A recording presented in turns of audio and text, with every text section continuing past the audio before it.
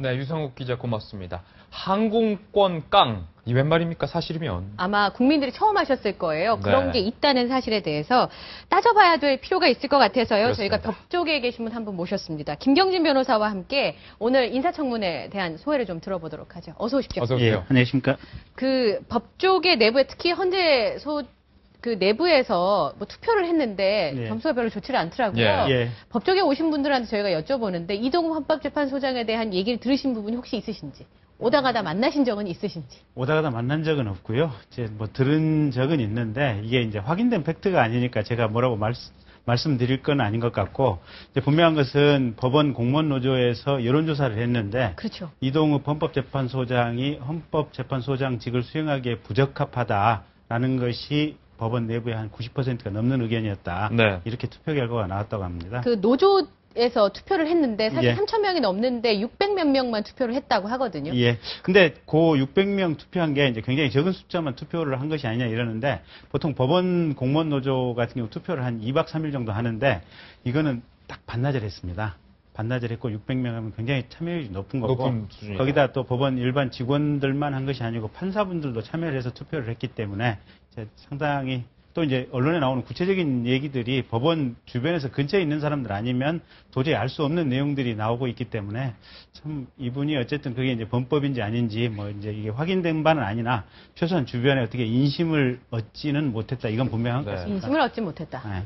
전 충격적인 게 처음 들어봤어요. 항공권 깡. 예. 각종 깡은 제가 다 들어봤는데 예. 항공권 깡. 이게 쉽게 설명하면은 이코노미석을 비즈니스석으로 바꾸겠다라고 돈을 타내고 예. 그 돈을 바꾸지 않고 돈만 가져갔다 이 말인데 예. 실제는 어떻습니까?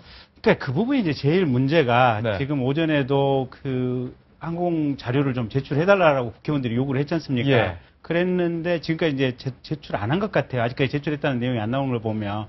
근데 결정적으로 인사청문회라든지 국회 각종 조사와 관련해서 큰 흥결이 있는 것이, 미국 같은 경우는 기초조사를 의회의 입법조사처가 가서 조사를 하거든요. 심지어는 FBI 같은 데서 가서 다 사전조사를 해서 그 모든 것을 다 서류로 옮겨 넣는데, 우리나라는 국회 인사청문회에서 국가기관이나 공공기관에 대해서 공식적인 자료 요청만 할 수 있고, 네. 그것 역시 자료 요청에 대해서 거부를 했을 경우에는 국회가 경고를 할 수밖에 없습니다.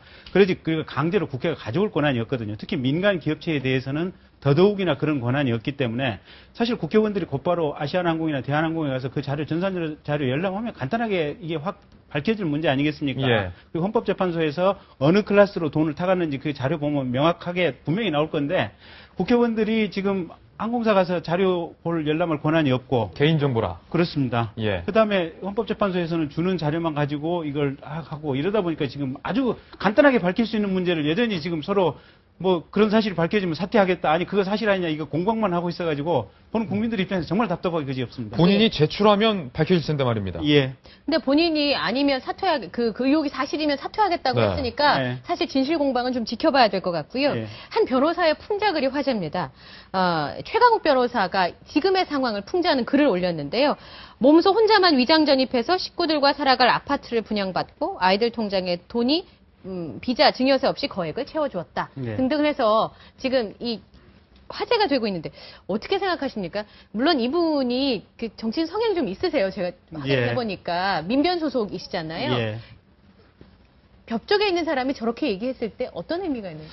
그러니까 이제 사실은 법관, 특히 네. 헌법재판관, 그중에서 헌법재판소장이라고 하는 것은 대한민국의 모든 맑음의 원천이어야 됩니다. 그리고 모든 어떤 도덕적 기반, 어떤 우리 사회가 앞으로 나아가야 될 어떤 방향성을 설정하는 근원이어야 되는데, 이분이 이렇게 많은 논란과 이분이 이렇게 많은 어떤 사적 이익을 취득하고 본인의 행실이 품행이 방정맞지 못하다. 그러니까 어떤 고귀한 노블리스 오블리제를 실천하지 못하는 어떤 대표적인 의문이 제기되다 보니까 그런 풍자가 나온 것 같은데요.